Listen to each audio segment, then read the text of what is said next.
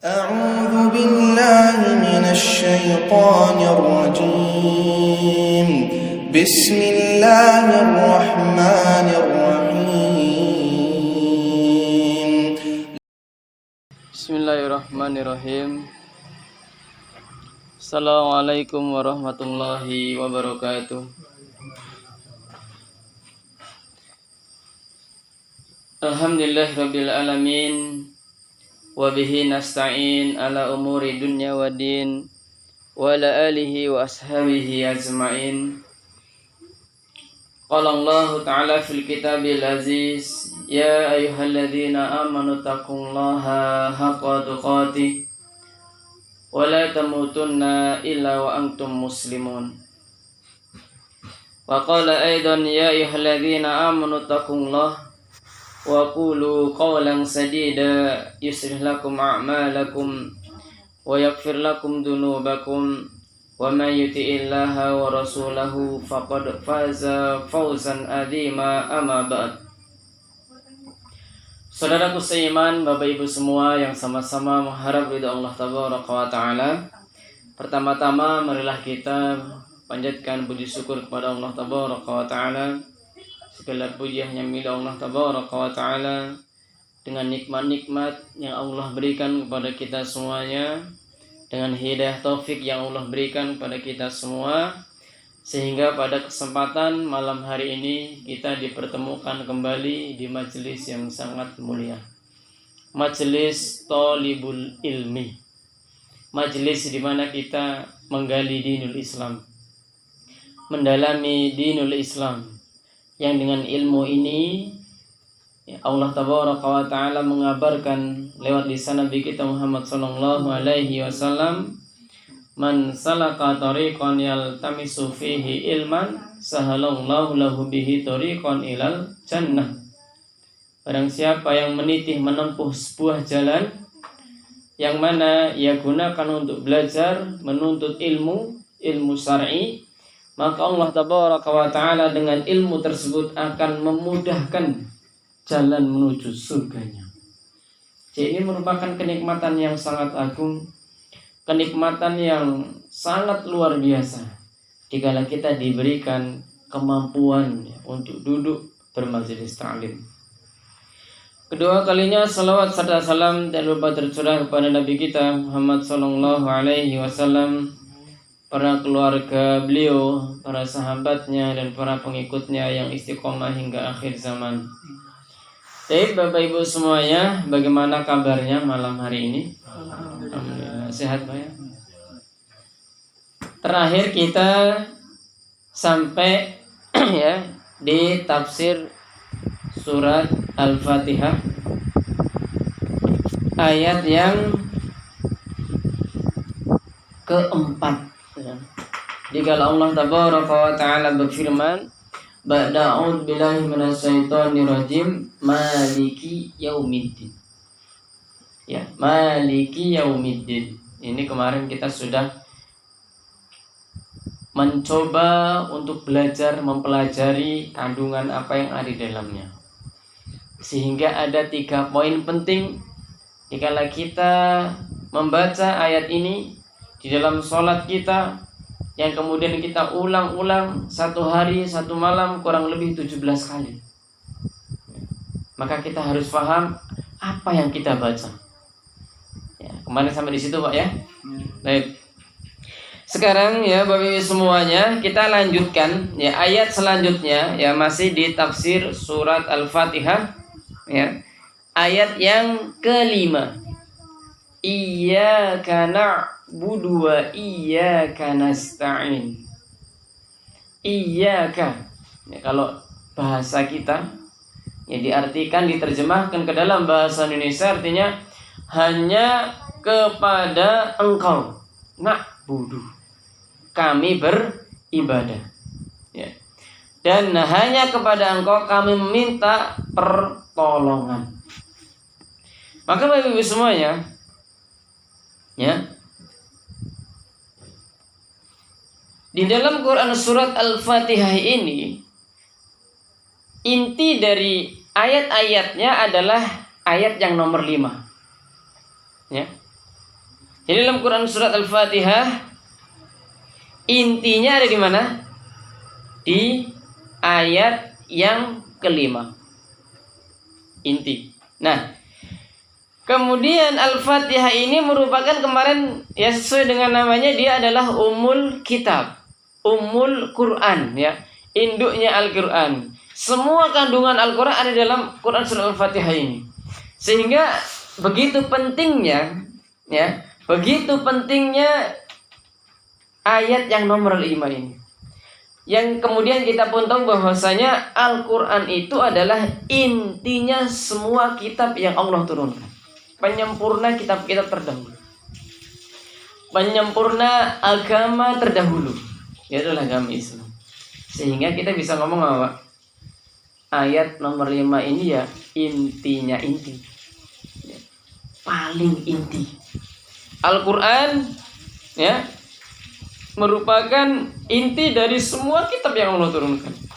Al-Fatihah adalah inti dari Al-Quran itu. Sedangkan inti dari Quran surah Al-Fatihah adalah ayat yang nomor 5 ini. Jadi sangat luar biasa intinya ini, Pak. Apa? Iyyaka na'budu wa iyyaka nasta'in. Hanya kepada Engkau kami beribadah. Dan hanya kepada Engkau kami meminta pertolongan. Berarti syariat ini yang paling inti ayat yang nomor 5 ini. Sehingga perlu kita faham dan kita memahaminya ya, Bapak Ibu semua yang sama-sama mengharap ridha Allah tabaraka wa taala. Tapi Bapak Ibu semua yang sama-sama mengharap ridha Allah tabaraka wa taala, sebelum kita masuk ya ke tafsir ya, dalam hal ini ya yang kami bawa adalah tafsir Al-Karimur Rahman fi tafsiril kalamil manan ya, atau tafsir As-Sa'di ya. Sebelum kita lanjut ke sana, maka susunan ayat ini Bapak Ibu semuanya, iyyaka na'budu wa iyyaka nasta'in ini ya, kalau kita taruh dalam susunan bahasa berarti dia objeknya itu duluan ya, objek itu duluan. Seharusnya dia itu di belakang, subjek, predikat, objek ya. Contoh, saya minum air, maka objeknya di belakang. Atau saya makan nasi, saya adalah pelaku, makan adalah pekerjaannya, dan yang dikerjakan atau menjadi objeknya adalah nasinya itu tadi. Seharusnya kalau kita ingin menaruh sesuai dengan kaidah tadi, na'buduka, kami beribadah kepada Engkau, karena objeknya harus di belakang. Namun di dalam ayat ini keistimewaannya adalah objeknya taruh di depan. Jadi yang tadi nasi tadi, air tadi itu taruh di depan gitu. Sehingga memaknai apa? Memaknai lillah hasr. Artinya pembatasan. Sehingga kita menerjemahkan dengan penambahan apa? Kata hanya. Iyyaka, hanya kepadaku. Ya berarti tidak ada yang lainnya. Ya Pak ya? Tidak ada yang lain. Ya. Sehingga kalau seorang muslim ngerti ayat ini dengan ikrarnya hari-hari, ya, seorang mukmin faham betul ikrarnya ini hari-hari, seharusnya dia nggak nyeleweng loh. Seharusnya dia tidak tersesat. Seharusnya dia tidak berbuat kemusyrikan. Seharusnya ia tidak menduakan Allah tabaraka wa ta'ala. Kalau dia memahami ayat ini dengan benar. Kan sudah ngomong hari-hari, hanya kepada Engkau kami ini beribadah. Tapi terkadang praktek di lapangan ada yang masih menggantungkan ya, ibadahnya ya kepada selain Allah tabaraka wa ta'ala. Masih percaya kodam ini kodam itu ya, begitu. kebal lagi. Bisa terbang lagi, wah ini lebih itu lah. Bisa menghilang lagi. Bisa melihat hal yang gaib dan segala macam. Oh banyak ya, banyak. Bangun rumah yang harus hari ini ya, iya, pasang kain merah di atas dan segala. Oh iya, Indonesia banyak hal. Anak lahir yang masih pakai cemiti ya, masih bawa gunting, bawa sisir. Kenapa Pak? Takut ya. Lalu yang diomongin iya karena na'budu wa iya karena nasta'in kemana? Lupa dia. Lupa ternyata ya. Sehingga iya karena na'budu wa iya karena nasta'in ya, ini adalah ikrar yang kita ucapkan dan kita sadar betul itu. Sangat sadar dan sesadar-sadarnya. Tapi nggak paham. Terkadang ya kaum muslimin tidak memahami ini. Yang kemudian Bapak Ibu semua yang sama-sama mengharap dari Allah Tabaraka wa Ta'ala ya, jikalau seseorang ya itu belum mengaji ya, belum bermajelis ta'lim ya, belum ngerti ilmu, mungkin dia akan masuk dalam zona itu, zona di mana dia menduakan Allah Tabaraka wa Ta'ala. Tapi ada zona yang dimasuki oleh orang-orang yang sudah bermajelis. Ada zona yang dimasuki oleh orang-orang yang sudah ngaji, yang sudah ibadah, yang sudah sholatnya benar. Di mana itu, Pak? Dikala ia berbuat ya riya ini. Terkadang nggak sadar. Dan ada satu kitab ya, Kapsus Subahat, pembahasannya hanya masalah syirik kecil. Jadi kalau kita ngaji ya, syirik itu kan ada dua, syirik besar, syirik kecil. Terkadang yang sudah ngaji, yang sudah sholat, sudah berjamaah, masya Allah, dia akan terlepas atau dia bisa terhindar dari zona syirik besar karena dia tahu benar. Dia nggak akan mungkin nyembah pohon, dia nggak akan mungkin nyembah batu, dia nggak akan mungkin percaya dengan jimat-jimat, raja-raja dan segala macamnya. Tapi terkadang dia tergelincir di dalam keikhlasannya dalam beribadah. Ini yang terkadang seorang itu terpleset. Dan cobaannya bukan hanya kepada bapak semua, kita juga semua, saya ya, yang duduk di sini. Maka ini menjadi ujian sebetulnya. Yang terkadang kita meremehkan orang lain dengan ibadah kita, ya. Yang kemudian terkadang Allah memberikan kelebihan, misalkan suaranya bagus, azan, yang kemudian didengar, yang kemudian terbisik di dalam hatinya. Supaya apa? Supaya dinyatakan, oh ini suara saya paling bagus dan segala macam. Oh ini saya yang paling rajin beribadah. Oh ini saya yang paling rajin berjamaah hari-hari di saf depan. Terbesit hal-hal seperti itu, justru ia sedang berbuat kemusyrikan. Yang sejatinya iyyaka na'budu, hanya kepada Engkau ibadah ini. Semua ibadah yang kita lakukan Bapak semua, termasuk ngaji kita ini, perjuangan kita datang ke sini ya.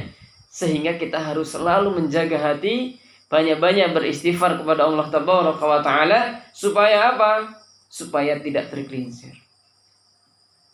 Yang ngomong ini juga cobaannya lebih besar.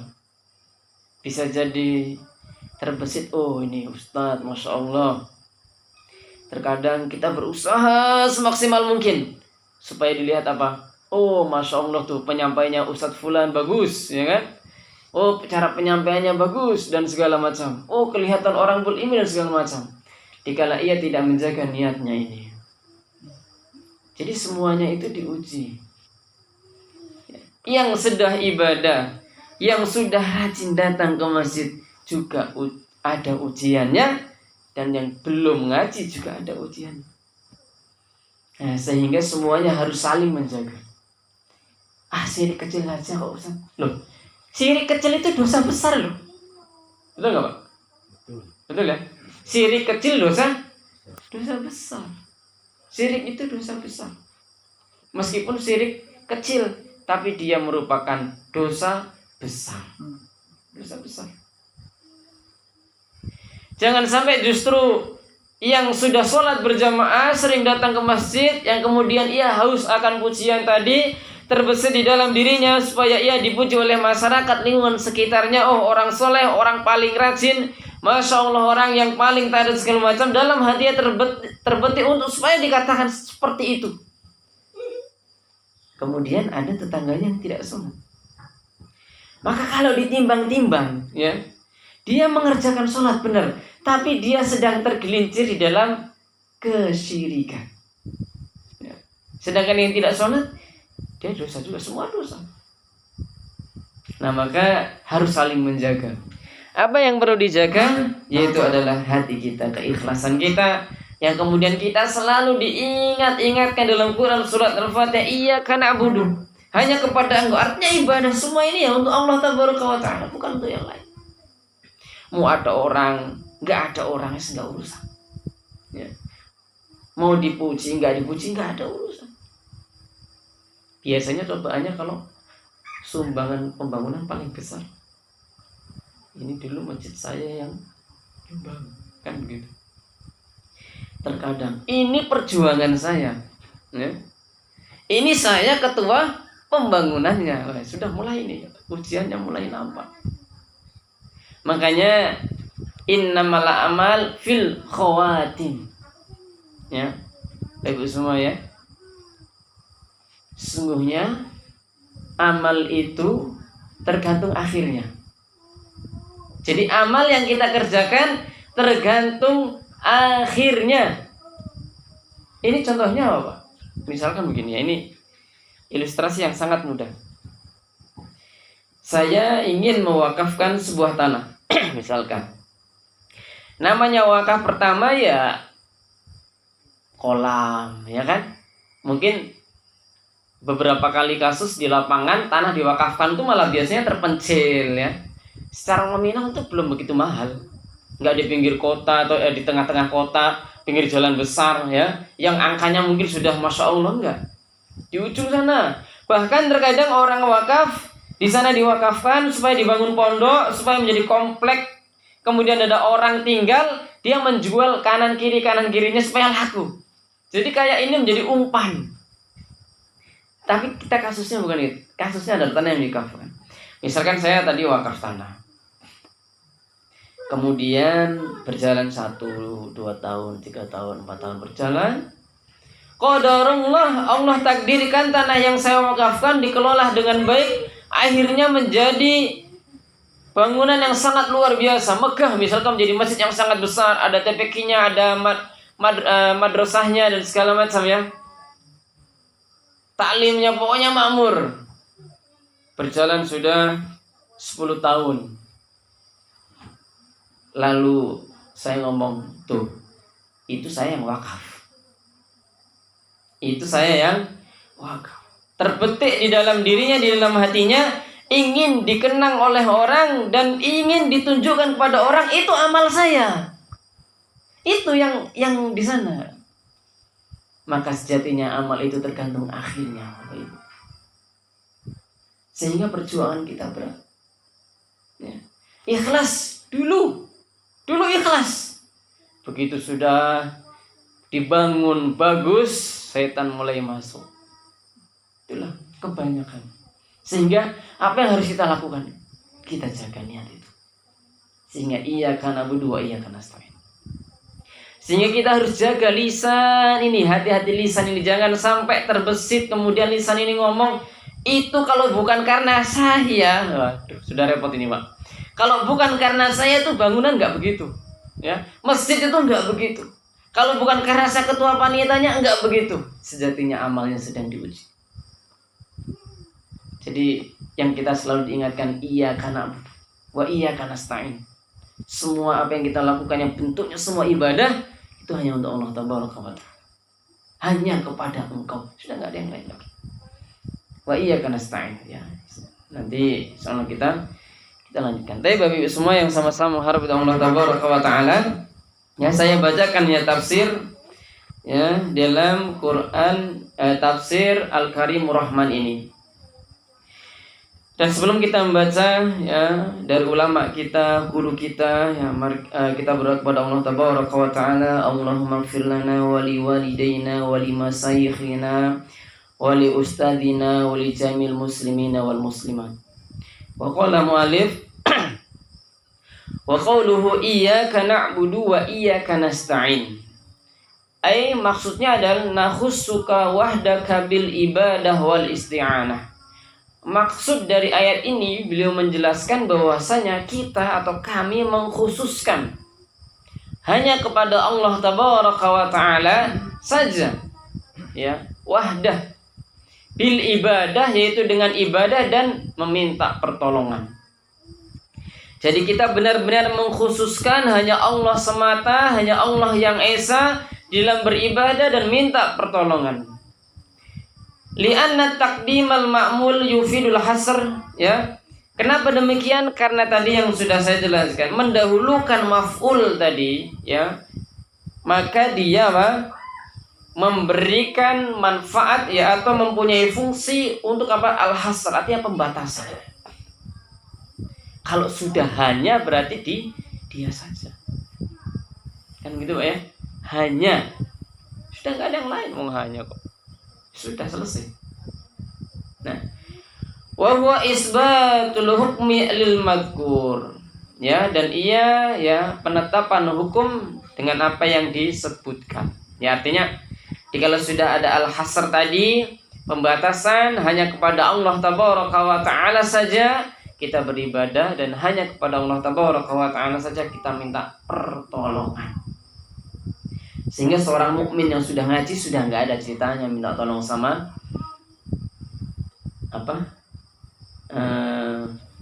misalkan kalau nelayan ya Nyi Roro Kidul, ya. Kalau dulu di tempat kami mondok itu di bulan-bulan Suro, ya, Muharram, wah itu luar biasa, kepala kerbau.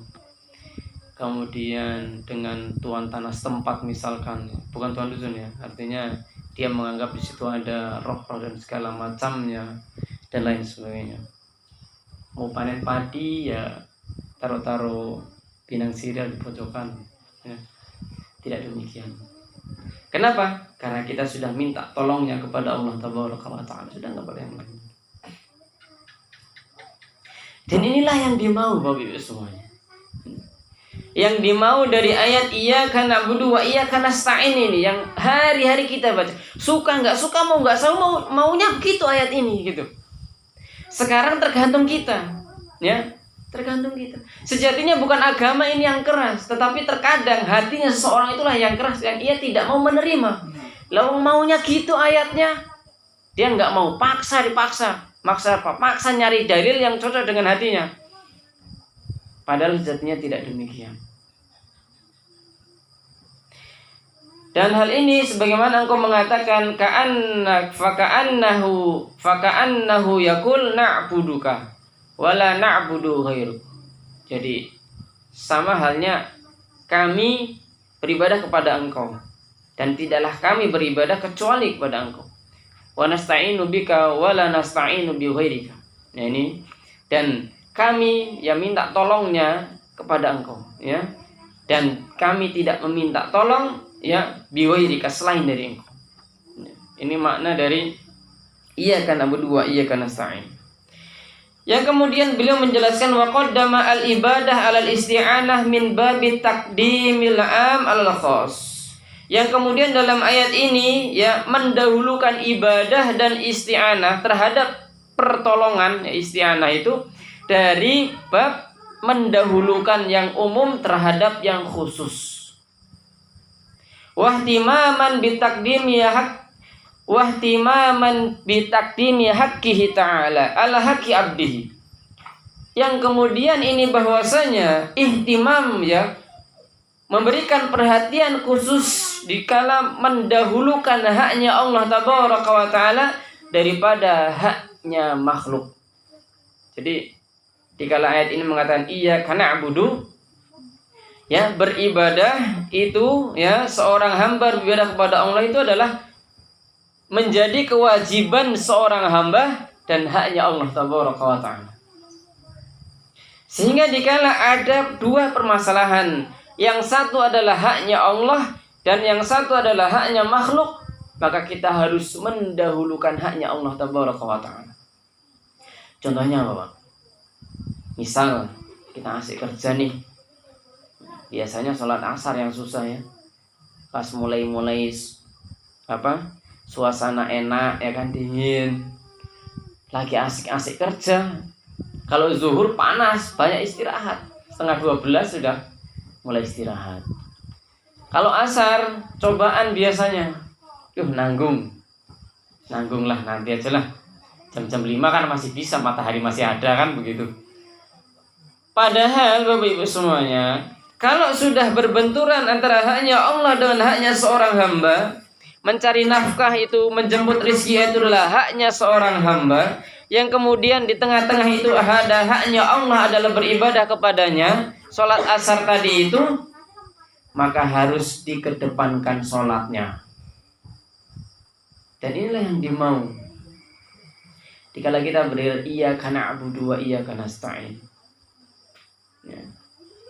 Jadi ini ya harus menjadi perhatian khusus ya, Bapak Ibu semuanya. Dan banyak yang lainnya. Apalagi pekerjaan yang dia terbentur dengan syariat. Apalagi itu yang pekerjaan halal saja kita harus tinggalkan, kemudian kita memenuhi haknya Allah tabaraka wa ta'ala. Apalagi berbenturan, artinya melanggar syariat, bekerja di tempat yang Allah tidak syariatkan. Tentunya hal itu ya, menabrak syariat, sehingga kita harus keluar dari zona itu.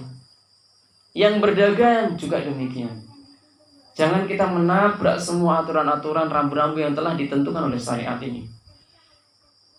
Karena ibadah itu adalah haknya Allah tabaraka wa ta'ala dan kewajiban seorang hamba.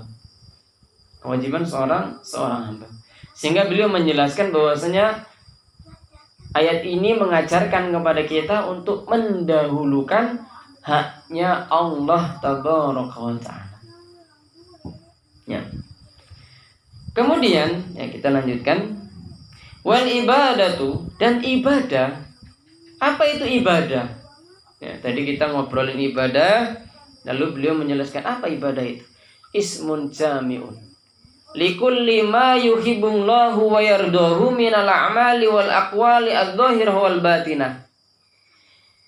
Ibadah itu adalah nama yang global, ya, nama yang umum untuk setiap apa-apa yang Allah cintai dan Allah ridhoi dari perbuatan dan perkataan yang zahir dan yang batin.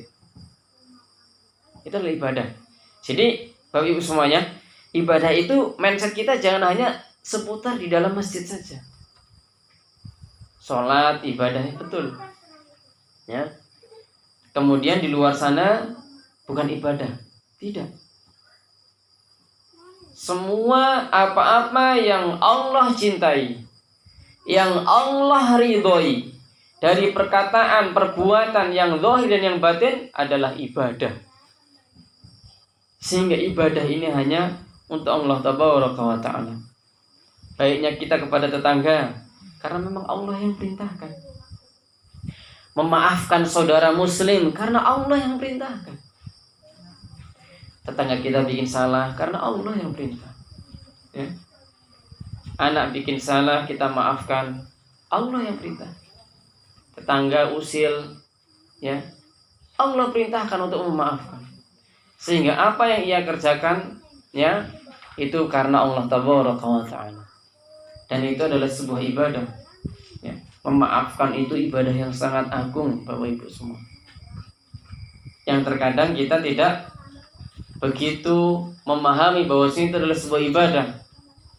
Pokoknya namanya ibadah ya sholat, bayar zakat, puasa, haji. Memaafkan orang terkadang kita tidak berpikir itu adalah sebuah ibadah, padahal ibadah yang sangat. Jangankan itu, tawadhu itu ibadah yang sangat luar biasa. Rendah diri Tawadhu itu ibadah yang sangat luar biasa. Karena Islam melarang kita untuk kibr. Islam melarang kita untuk mempunyai sifat sombong. Lawan dari sombong adalah tawadhu. Ya, lawan dari sombong itu adalah tawadhu. Dan orang yang ada al-kibr di dalam hatinya, dia tidak mencium baunya surga. Sehingga tawadhu itu adalah ibadah yang luar biasa. Baiknya kita sesama muslim, senyum kita kepada saudara yang lain, ya, merupakan sebuah ibadah. Kan begitu. Tabassumuka fi wajhi akhika shadaqatun. Jadi senyumnya kita kepada saudara kita sesama muslim itu adalah sedekah. Merupakan bentuk sebuah perkataan yang baik juga sebuah ibadah. Sehingga semua ibadah iyyaka na'budu. Perbuatan baik harus dilandaskan, didasarkan ini adalah Allah yang perintahkan. Dikerjakan karena Allah tabaraka wa ta'ala. Baik dengan keluarga, anak, istri, memberikan nafkah kepada mereka, menjemputkan rizki, mencarikan nafkah untuk mereka. Semuanya adalah ibadah. Semuanya adalah ibadah. Keluarnya seorang suami di pagi hari, ya, mungkin matahari belum muncul, dia sudah keluar rumahnya. Pulang matahari sudah tenggelam, dia belum masuk rumah. Adalah sebuah ibadah. Maka semua itu harus dilandaskan. Oh, ini adalah perintah Allah tabaraka wa ta'ala, yang kemudian ini menjadi sebuah ibadah kepada Allah tabaraka wa ta'ala. Jadi mindset ini harus mulai kita munculkan. Sehingga Bapak Ibu, apa yang kita lakukan itu betul-betul mentaati perintah, menjalankan syariat. Sehingga nggak keluh kesah. Oh, saya ini sedang ibadah, capek, lelah kerja. Oh, lagi ibadah. Membina rumah tangga, sedang ibadah. Membina istri, membina anak-anak, sedang ibadah. Dan Allah perintahkan caranya seperti apa dan bagaimana, ya, adalah sebuah ibadah. Maka itu Bapak Ibu semuanya, ya, karena motivasinya adalah ibadah, maka yang dikejar adalah syariat. Bagaimana caranya Islam mengatur itu, kan begitu kemudian. Kan begitu Pak ya. Sehingga dikala kita membina istri, membina anak-anak, membina keluarga, bagaimana sih Islam mengajarkan membina itu semua? Kemudian dikala kita bekerja, bagaimana sih Islam memberikan sebuah rambu-rambu dikala kita bekerja, ya. Maka ini sejatinya yang menjadi PR bersama. Belajar bagaimana memahami syariat ini, ya, sehingga apa yang kita lakukan akan menjadi sebuah ibadah yang sangat luar biasa, yang kemudian menjadi pahala di sisi Allah tabaraka wa ta'ala. Ya, ini adalah arti dari ibadah. Jadi apa itu ibadah? Ibadah adalah sebuah nama yang global untuk setiap apa-apa yang Allah cintai dan Allah ridhoi, dari perkataan dan perbuatan yang zahir dan yang batin. Itu adalah sebuah ibadah. Jadi sangat luar biasa, ya. Menyayangi anak kita, ya, nyium anak kita itu masya Allah ibadah. Belum lagi yang lain. Sangat luar biasa kalau kita paham. Nah, sehingga yang harus ditanamkan adalah niat.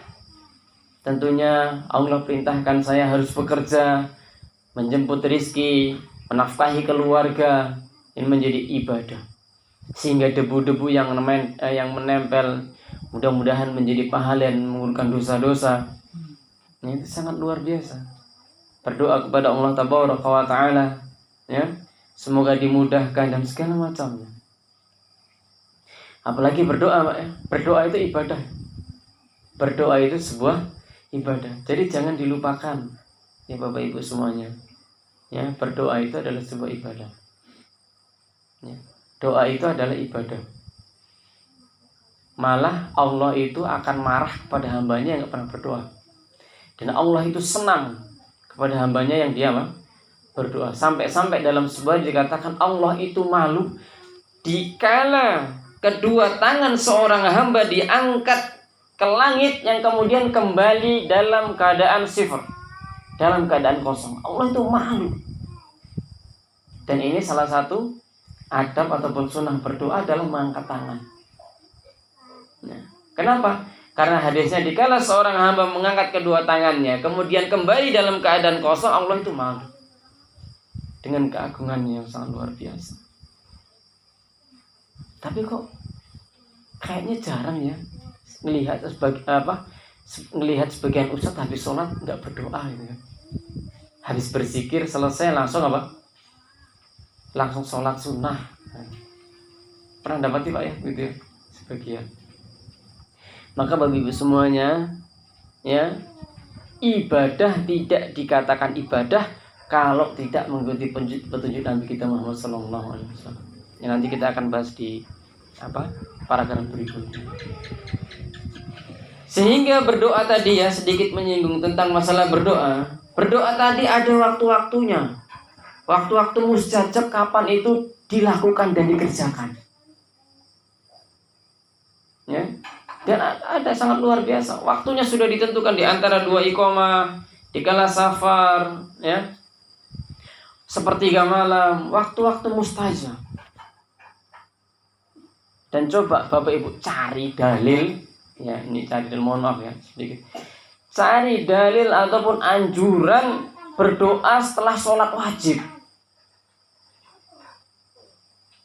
Karena ini ya, kalau setelah sholat sunnah dianjurkan, setelah sholat sunnah. Namun kalau setelah sholat wajib, ya artinya kami pun sementara juga sedang belajar, mempelajari. Barangkali ada Bapak Ibu semuanya, ya bisa dibagi-bagi. Sehingga berdoa itu ada tempat-tempatnya, ada waktu-waktu mustajabnya, kapan itu dilakukan. Nah sehingga ini menjadi PR-nya, artinya menjadi PR kita sama-sama belajar, mengkaji. Kemudian al-isti'anah, ya saya lanjutkan, isti'anah. Isti'anah artinya minta tolong. Apa itu isti'anah? Hiya al-i'timad 'ala Allah Ta'ala fi jalbil manafi' wa daf'il madar ma'asiqah bihi fi tahsili dzalik. Isti'anah itu artinya adalah al-i'timad, ya seorang hamba itu menggantungkan dirinya kepada Allah Tabaraka wa Ta'ala di dalam perkara mendatangkan manfaat dan menolak kemudaratan, menolak bahaya.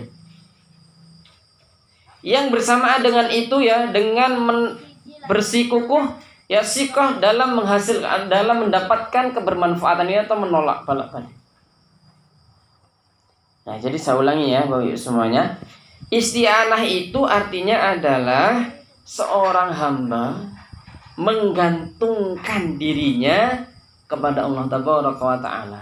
Dalam apa? Dalam mendatangkan manfaat dan menolak balak atau menolak kemudaratan. Itu isti'anah, minta tolong. Sehingga seorang mukmin yang ia berikrar dengan ayat ini, yang ini merupakan inti dari ajaran kita, yang merupakan inti dari Quran surat Al-Fatihah ini, ya, yang mungkin jarang dikaji. Itu adalah apa? Seorang hamba itu harus menggantungkan dirinya kepada Allah Tabaraka wa Ta'ala di dalam mendatangkan manfaat. Sehingga nggak ada ceritanya Pak, seorang muslim, seorang mukmin kemudian menggantungkan dirinya di dalam mendatangkan kemanfaatan atau kebaikan pada selain Allah. Ya. Seorang mukmin menggantungkan keselamatannya dengan gelang jimat yang dia pakai misal, dengan batu akik yang dia pakai misal, atau dengan yang lain-lainnya, dengan yang semisalnya. Enggak jalur dengan ayat ini. Atau sebaliknya. Jadi seorang mukmin, seorang muslim enggak pantas yang kemudian ia menolak bahaya yang mana dia gantungkan kepada selain Allah Tabaraka wa Ta'ala. Dan ini terkadang banyak dikerjakan oleh kaum muslimin. Padahal ikrarnya iyyaka na'budu wa iyyaka nasta'in. Ya. diartikan saja secara bahasa tanpa tafsir itu sudah paham.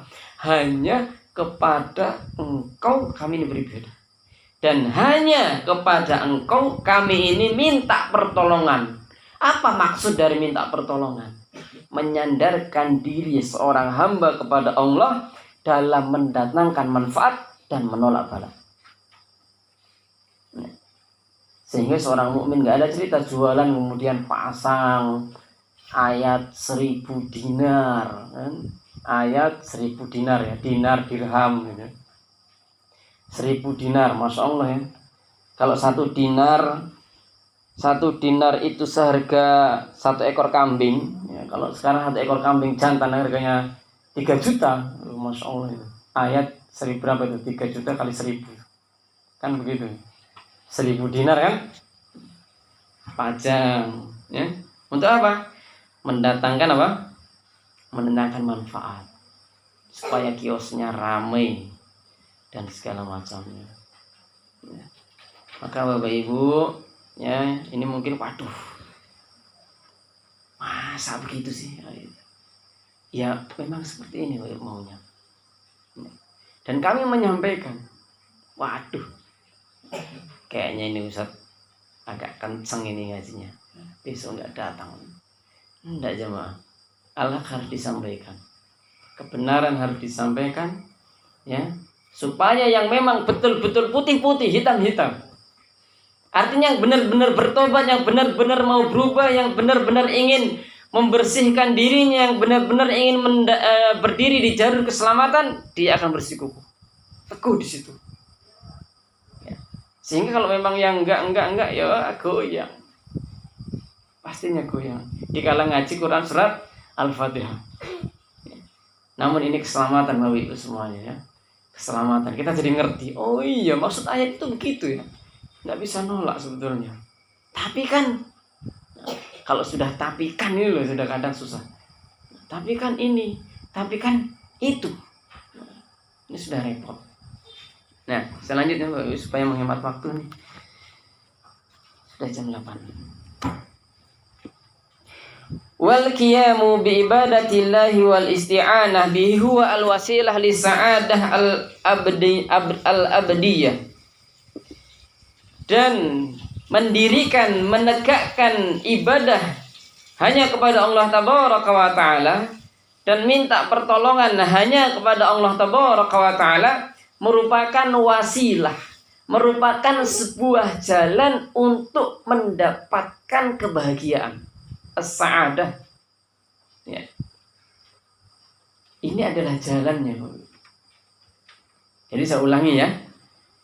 Jadi kalau seorang hamba mendirikan, menegakkan ibadah ini hanya kepada Allah, kemudian dia minta tolongnya hanya kepada Allah, itu merupakan jalan untuk dia mendapatkan kebahagiaan.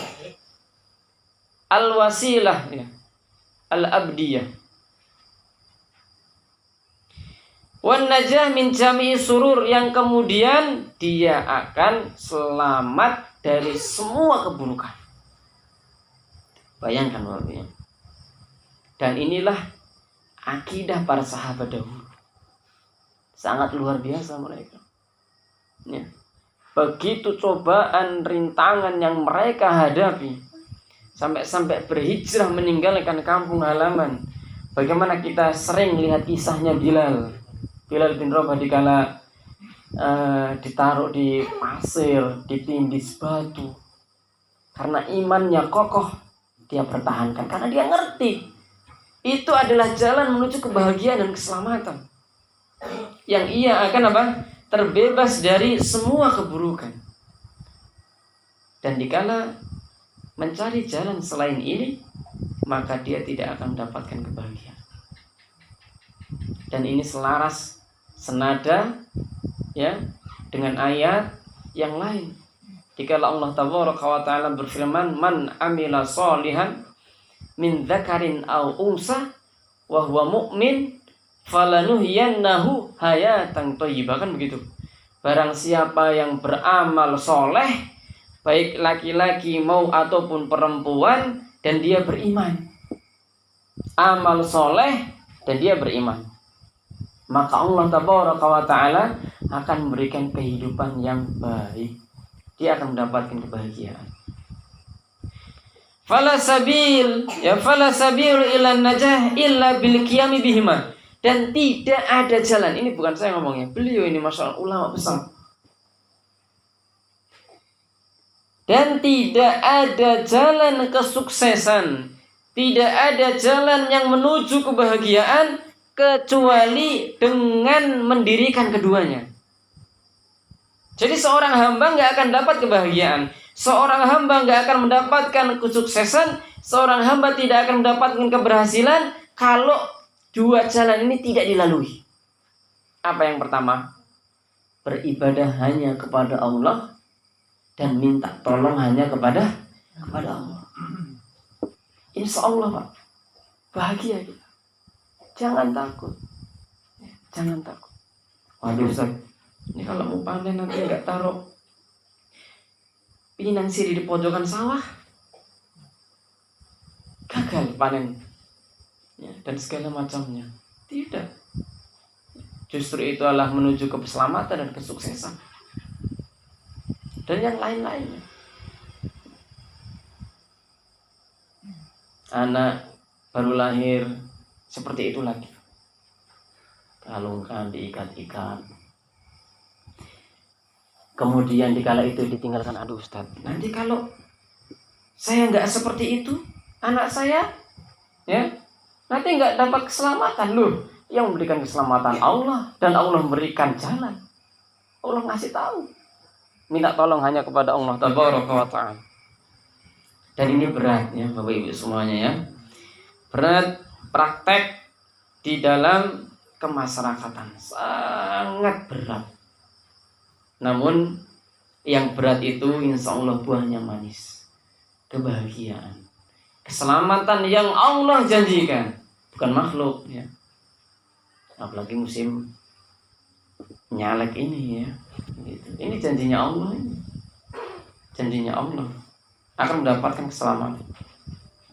Wa inna ma takunu al ibadah ibadatun, nah ini. Dan bahwasanya tidaklah dikatakan sebuah ibadah menjadi sebuah ibadah idza kana ma'khudhan an Rasulillah sallallahu alaihi wasallam maqsudan biha wajhullah. Dan ibadah itu ya, Bapak Ibu semuanya, tidak akan menjadi sebuah ibadah ya. Ibadah tidak akan menjadi sebuah ibadah kalau tidak diambil dari Rasul sallallahu alaihi wasallam. Dan ditujukan ya, maksudan, ditujukan, diniatkan mengharap wajah Allah Tabaraka wa Ta'ala, mengharap ridhonya. Dan ini penting Bapak Ibu semua. Terkadang kita itu sibuk dengan apa Pak? Sibuk dengan ibadah-ibadah yang menjadi ikhtilafiyah.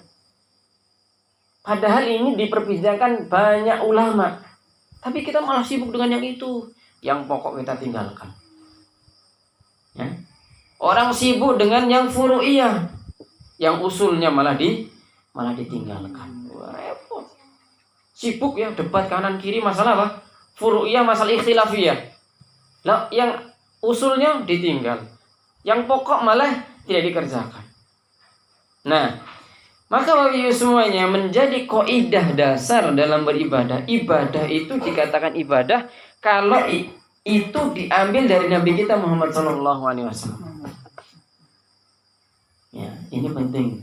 Kemudian lah, kaidahnya nanti dikait-kaitkan ya, kalau nggak ada zaman dulu, nggak ada sekarang dan segala macamnya. Akhirnya bingung. Kita ini terkadang bingung dengan apa? Dengan subhat yang disampaikan. Apalagi baru belajar ngaji ya. Terima materi yang meragukan, akhirnya subhat terbawa subhat. Maka semuanya, kaidah dasar adalah ambil gampang saja.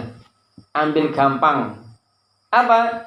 Ibadah itu tidak jadi sebuah ibadah kalau tidak diambil dari Nabi kita. Itu paling simpel. Sehingga apa? Sehingga ibadah yang kita lakukan harus beliau contohkan. Ada dalil, ada hadis. Ya. Hadis itu apa sih? Hadis itu 4 hal yang harus kita paham. Setiap perkataan Nabi, perbuatan Nabi, sifatnya Nabi, dan takrir ketetapan Nabi itu adalah sebuah hadis. Dan itu adalah sunnah. Ada amalan yang Rasulullah baru ngomong, belum diamalkan, itu juga hadis. Ya, ada yang tidak diomongkan, tapi ada amalnya, ada contohnya, itu juga hadis. Kemudian ada ketetapan, itu juga hadis. Sifat itu juga hadis. Sehingga jangan sampai kita disalah dibikin pusing ya dengan hal tersebut. Rasulullah nggak ngerjain kok itu, misalkan. Namun dikala itu berada di 4 titik ini, ya, kaulnya, perkataannya, atau perbuatannya, atau sifatnya, atau ketetapannya, maka ini adalah sunnah dan itu adalah merupakan sebuah hadis Nabi kita Muhammad SAW. Ya, sehingga kita harus punya pemikiran yang jauh ke depan. Nah, Bapak semua yang sama-sama menghargai Allah Tabaraka wa Ta'ala, ini saya selesaikan, ya, mohon maaf agak panjang sedikit, tapi tinggal sedikit ya, supaya nanti berikutnya tinggal menyambung ayat selanjutnya. Fa bihadzaini al-amrayni takun ibadah. Wa dzakara lisana badal ibadah ma'a dukhuliha fiha, ya. Lihtiyajil abdu fi jamil ibadat ila isti'anah billah. Nah, penjelasan yang berikutnya yang beliau sampaikan kepada kita adalah bahwasanya kenapa kok setelah ibadah itu disebutkan al-isti'anah atau isti'anah itu setelah ibadah? Karena sejatinya seorang hamba itu tidak akan dapat melakukan sebuah ibadah tanpa pertolongan dari Allah Tabaraka wa Ta'ala. Sehingga ibadah yang kita lakukan itu adalah karena Allah. Sehingga nggak layak yang kami tadi sampaikan di depan, sudah beribadahnya ditolong oleh Allah, dimampukan oleh Allah, kok justru kita untuk yang lain, supaya dipuji teman, supaya dilihat teman, supaya dilihat teman. Enggak demikian. Kenapa? Karena seorang mukmin sadar betul ibadah yang dia kerjakan, ibadah yang dia lakukan itu merupakan pertolongan dari Allah Tabaraka wa Ta'ala. Ini poin pertama. Kenapa ayat ini isti'anah setelah ibadah? Karena seorang hamba tidak akan bisa beribadah kecuali dengan pertolongan Allah Tabaraka wa Ta'ala.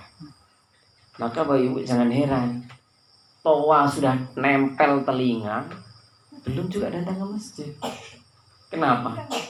Karena memang ibadah itu adalah pertolongan yang Allah berikan, yang itu sangat mahal, hidayah yang sangat mahal. Yang kedua Bapak Ibu semuanya, kalau kita sudah diberikan hidayah taufik ini, dijaga. Yang sudah biasa ngaji, dijaga. Kenapa? Karena kita sedang menjaga hidayah yang Allah berikan, nikmat yang sangat luar biasa. Oh, hari ini belum bisa, tapi besok diupayakan. Artinya punya ihtimam, perhatian, niat yang sangat kuat. Oh, saya harus ikut ngaji. Oh, saya harus bermajelis taklim. Oh, saya harus berupaya dan berusaha sholatnya berjamaah. Karena itu dia sedang menjaga hidayah taufik yang Allah beri. Karena gak semuanya orang bisa, Bapak Ibu. Ya. Meskipun rumahnya sebelah masjid, yang saya bilang tadi, toanya nempel di telinga, ya, kowar-kowar hari-hari juga nggak nongol, karena memang berat. Ya. Karena hidayah adalah milik Allah, dan orang beribadah bisa beribadah karena pertolongan dari Allah Tabaraka wa Ta'ala. Ya, sehingga ini penting untuk kita ketahui bersama, sehingga Bapak Ibu semuanya yang hari ini Allah telah berikan hidayah kepadanya untuk dimampukan sholat berjamaah, dijaga. Ya, dimampukan untuk bermajelis ta'lim, sudah ngerti mulai ngaji, dijaga hidayah itu. Karena hidayah itu mahal, yang kemudian kita bisa beristiqomah nanti selanjutnya. Tapi Bapak Ibu semuanya, kurang lebih mohon dimaafkan, ini sudah agak panjang ini hari ini, ya. Mungkin ada pertanyaan Bapak Ibu. Sehari boleh saya persilakan sebelum saya tutup.